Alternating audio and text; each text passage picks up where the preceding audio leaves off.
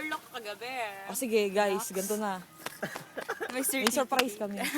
Ang tawag nito, for joining the Becca Sorority Sweet Escapade here in Nagsasakov. Ito, Certificate of Participation is hereby presented to everyone for actively participating to the Humurot ka naman. to the TBS Summer Escapade. Live life to the fullest. Wait lang. Given this 26th day of April 2014, Kahit here 27 at na ngayon. Nagsasakov, Zambales. Tapos, yung award. Oo. Hindi, pag sinabi ko, Ito muna, bag award. hindi, hanapin mo na lang. Hindi ready. Basta cut nyo na lang yung video pag ano. Edit na lang. So, pinag-important talaga namin to. Huwag nyo itong tatapon ha. Handwritten. Pag to tumapon, pag to tinapon nyo, nabasa, lagot kayo sa amin. Sana walang tatawa. Alright. Basahin mo yung description. Our first award goes to Rudolph Abrot.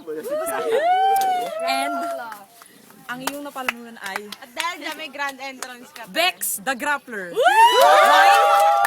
Why? Bex sa graph. Why? Because you are a brave friend and a fighter of love. Here's your award. Buksan mo. Pakita mo. You're a brave... Hindi, buksan mo. Yan yung award mo. Parang may back in the grappler.